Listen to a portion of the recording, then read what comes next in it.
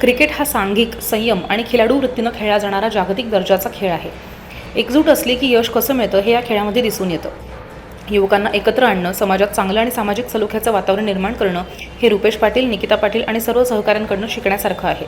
ही भव्य स्पर्धा मनाला आनंद देणारी असून भविष्यात सुद्धा ही स्पर्धा अधिक ताकदीनं आणि भव्य स्वरूपाची व्हावी अशा शुभेच्छा बेलदार भटका समाज महाराष्ट्र प्रदेशाध्यक्ष तथा भाजप नेते राजभाऊ साळुंके यांनी यावेळी दिल्या आहेत. मनसे चषक ही रायगड जिल्ह्यातली एक नामांकित क्रिकेट स्पर्धा आहे. ही स्पर्धा नुसती क्रीडापुरती मर्यादित नसून सामाजिक क्षेत्रात सुद्धा मोठं नाव करणारी स्पर्धा आहे. ग्रामीण भागातील उद्योन्मुख आणि होतकरू खेळाडूंना प्रोत्साहन देणारी ही स्पर्धा खेळाडू, क्रीडा रसिक आणि मान्यवरांसाठी पर्वणी असते. या भव्य, देखण्या आणि वैभवपूर्ण स्पर्धेचे सदाबहार आयोजन निकिताताई पाटील आणि रुपेशदादा पाटील यांच्याकडून अचूक केलं जातं. सचिन तेंडुलकर स्टेडियम पेण या ठिकाणी मनसे चषक 2024 ह्या स्पर्धेच्या शेवटच्या पारितोषिक वितरण दिवशी बेलदार भटका समाज महाराष्ट्र प्रदेश अध्यक्ष तथा भाजप नेते राजूभाऊ साळुंके यांची दमदार एंट्री पाहायला मिळाली. राजूभाऊ साळुंके यांच्या वाढदिवसानिमित्त केक कापून मोठा जल्लोष केला. फटाक्यांची आतिषबाजी सुद्धा जोरदार करण्यात आली. विजेत्या स्पर्धकांसाठी बक्षिसांची अक्षरशः खैरात होती. राजवीर अकराभवानी फायटर रावे संघानं प्रथम क्रमांकाचं पारितोषिक पटकावलंय. रमेश स्मृती महागणपती चिरनेर संघानं द्वितीय क्रमांक पटकावलाय.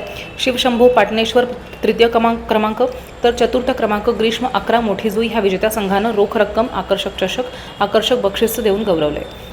सर्वोत्कृष्ट फलंदाज सुनील पाटील, सर्वोत्कृष्ट गोलंदाज दीक्षित पाटील, सर्वोत्कृष्ट क्षेत्ररक्षक साहिल वाघ ह्या खेळाडूंना गौरवण्यात आले. लकी ड्रॉ या उपक्रमात प्रेक्षकांसाठी खास स्कूटी भेट देण्यात आली.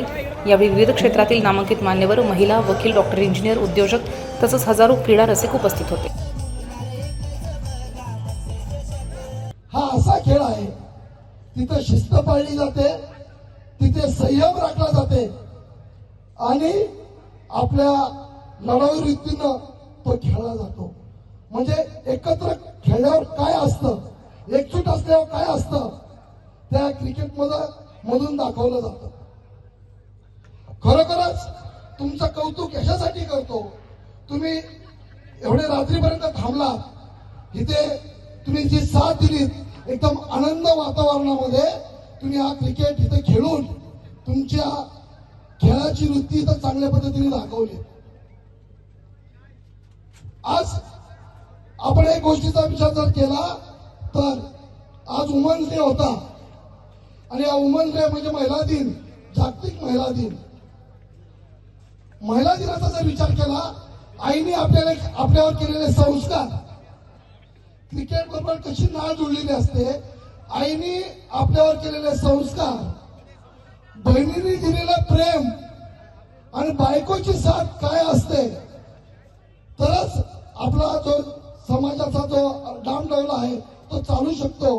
मित्रांनो, मगाशी एक गाडी लागली, आपली स्कूटी बक्षीस लागली आणि त्यावेळेस त्यांनी सांगितलं की पहिली गाडी माझ्या बहिणीने मला प्रेझेंट दिली आणि आज ती गाडी जेव्हा त्यांना लॉटरी पद्धतीने लागली तर ती गाडी ते बहिणीला देणार आहेत. हे बहिणीचं प्रेम. रुपेश दादाचं कौतुक करावं तेवढं कमी आहे. एकत्र सौंदर्यांना, युवकांना एकत्र आणणं, हा क्रिकेट खेळ त्यांच्याकडून खेळून घेणं आणि समाजामध्ये चांगलं वातावरण निर्माण करणं हे शिकावं तर रुपेश दादाकडून शिकावं. रायगड जिल्ह्यामध्ये मी पाहिलं, एमडी ग्रुप नंतर पेण मधली ही जी क्रिकेटची स्पर्धा आहे, एवढ्या चांगल्या पद्धतीनं त्यांचे रुपेश दादांचे सहकारी त्यांनी इथं जी भरवली, त्यांचं कौतुक करावं तेवढं कमी आहे. रुपेश दादांना मी सांगू इच्छितो, रुपेश दादा तुम्ही खरोखर भाग्यवान आहात. कारण मी मगाशी सांगितलं, ज्याची पत्नीची साथ त्याच्या बरोबर तो माणूस पुढे काही करू शकतो. अशा वहिनी, त्यांचं खरोखर कौतुक करावं असं वाटतं इथं की त्यांना नेहमीच वेळोवेळी ही साथ ते त्यांना देत आलेले आहात. आज एवढा या ग्राउंडवर एवढी मोठी स्पर्धा बघताना खूप आनंद वाटला.